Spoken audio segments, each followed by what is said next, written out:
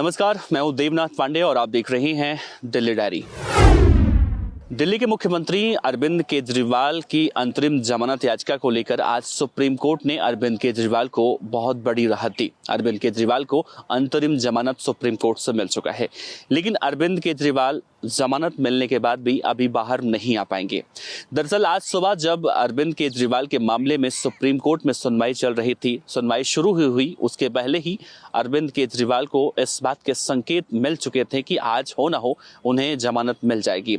हालांकि supreme court ने इस पूरे मामले में जमानत देते हुए अरविंद केजरीवाल की याचिका को ऊपरी बेंच में भेज दिया है, जिसके बाद अरविंद केजरीवाल की जमानत होने के बाद भी अरविंद केजरीवाल जेल से बाहर नहीं आ सकते।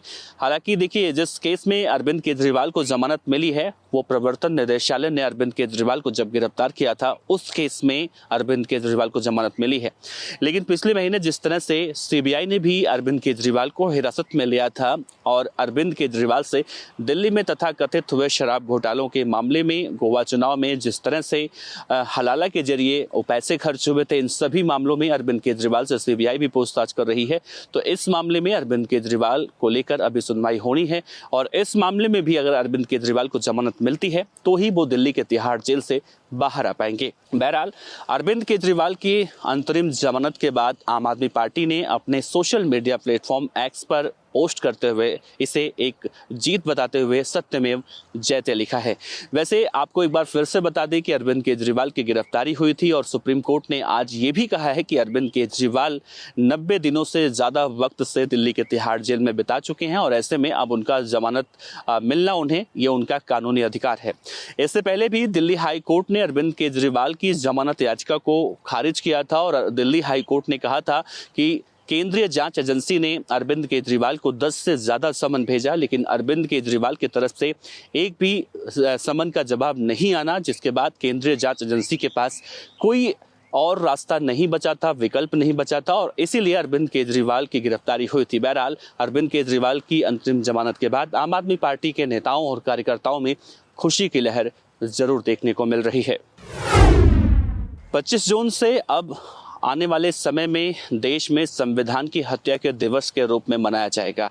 आज केंद्र सरकार ने एक गैजेट नोटिफिकेशन जारी किया है जिसमें इस बात का जिक्र किया गया है कि जिस तरह से 25 जून को इंदिरा गांधी के शासनकाल में आपातकाल लगाया गया था, अब उसे संविधान की हत्या के दिवस में मनाया जाएगा। यानी कि प्रधानमंत्री नरेंद्र मोदी के अगुवाई में इस बैठक में तमाम निर्णय जो लिए गए हैं उसमें ये फैसला किया गया है और आज केंद्रीय गृह मंत्री अमित शाह ने सोशल मीडिया के प्लेटफॉर्म एक्स पर ट्वीट करते हुए कहा है कि आने वाले 25 जून से हर साल संविधान की हत्या के रूप में देश मनाएगा। वैसे देखें तो 2024 लोकसभा चुनाव से पहले जब चुनाव प्रचार हुआ करते थे तो कांग्रेस समेत पूरा विपक्ष संविधान की एक कॉपी लेकर ये बताने की कोशिश जरूर कर रहा था कि अगर 400 पार बीजेपी सरकार लाती है तो संविधान की हत्या हो सकती है, संविधान बदले जा सकते हैं।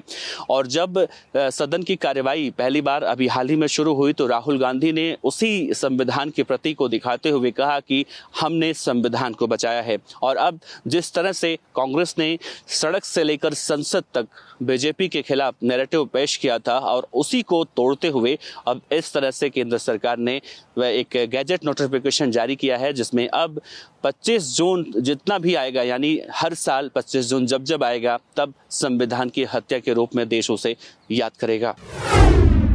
हरियाणा के हिसार के हादसे में हुए जननायक जनता पार्टी के नेता रविंद्र सैनी की हत्याकांड का खुलासा हरियाणा की पुलिस ने कर दिया है। जेल में बंद विकास नेहरा नाम के एक बदमाश को पुलिस ने प्रोडक्शन वारंट पर 4 दिनों के लिए लिया है और उससे पूछताछ चल रही है। उसने बताया कि पुरानी रंजिश जननायक जनता पार्टी के नेता रविंद्र सैनी से थी, उसके बाद अब पूछताछ चल रही है और कई खुलासे हो रहे हैं।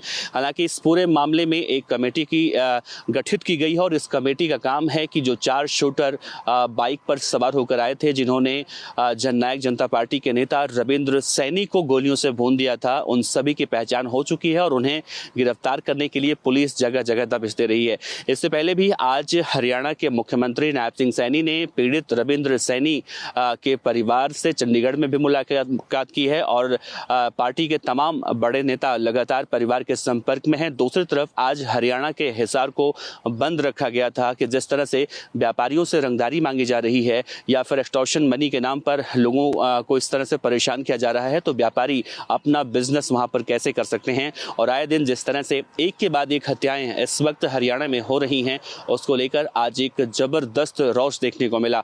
दुष्यंत चौटाला भी मौके पर पहुंचे थे और परिवार के प्रति उन्होंने अपनी पूरी संवेदना व्यक्त की। इस पूरे मामले में विकास नेहरा की गिरफ्तारी के बाद ये जरूर माना जा रहा है कि आने वाले समय में बहुत जल्द से जल्द उन सभी शूटरों की गिरफ्तारी हो जाएगी। उसके बाद इस हत्याकांड का पूरा खुलासा हो जाएगा। फिलहाल व्यापारी अभी भी सड़क पर बैठा हुआ है, पूरा व्यापारी समाज, और यही मांग है कि जब तक परिवार को 1 करोड़ रुपए का मुआवजा सहायता राशि और परिवार के किसी एक व्यक्ति को सरकारी नौकरी नहीं मिल जाती, तब तक वो शांत नहीं बैठने वाले हैं।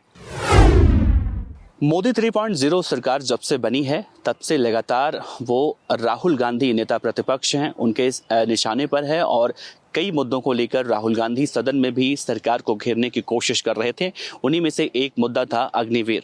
राहुल गांधी हमेशा चुनाव से पहले भी चुनाव के बाद भी ये दावा करते रहे हैं, हर मंच से इस बात को बोलते रहे हैं कि जब उनकी सरकार आएगी तो अग्निवीर योजना को फाड़कर फेंक देंगे।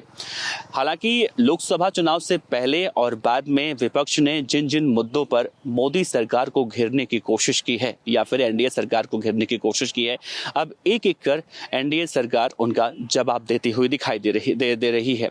जिस तरह से राहुल गांधी ने संविधान की हत्या के नाम पर तमाम बवाल काटा और अब 25 जून को संविधान हत्या के दिवस के रूप में मनाया जाएगा, सरकारी गैजेट नोटिफिकेशन जारी हुआ है। ठीक उसी तरह से अग्निवीर योजना के लिए भी अब केंद्र सरकार ने भूतपूर्व अग्निवीर जो हैं उनके लिए 10% आरक्षण घोषित किया है। यानी सरकारी नौकरियों में अब भूतपूर्व अग्निवीरों को 10% नौकरी मिलेगी। जिस तरह से केंद्रीय सशस्त्र बलों में भी 10% नौकरी मिलेगी, फिजिकल टेस्ट में 10%। यानी एक तरह से देखें तो जिस तरह से बवाल मचा हुआ था सदन के अंदर अग्निवीर योजना को लेकर, अब कहीं ना कहीं सरकार उसमें लीपापोती करती जरूर दिखाई दे रही है। इससे राहुल गांधी जो लगातार सवाल उठा रहे थे, राहुल गांधी अब एक एक के बाद राहुल गांधी समेत पूरा विपक्ष अब इस पूरे मुद्दे पर चुप जरूर है। लेकिन देखना अहम होगा कि इस ऐलान के बाद क्या विपक्ष की तरफ से अब कौन सा बयान निकलकर सामने आता है। तो दिल्ली डायरी में इतना ही। इस तरह की और वीडियो देखने के लिए हमारे YouTube चैनल को सब्सक्राइब करें और बेल आइकन को दबाना ना भूलें। यदि आप हमारा वीडियो Facebook पर देख रहे हैं तो पेज को लाइक और फॉलो जरूर करें। हमारे अन्य सोशल मीडिया पेजेस से भी जुड़ें।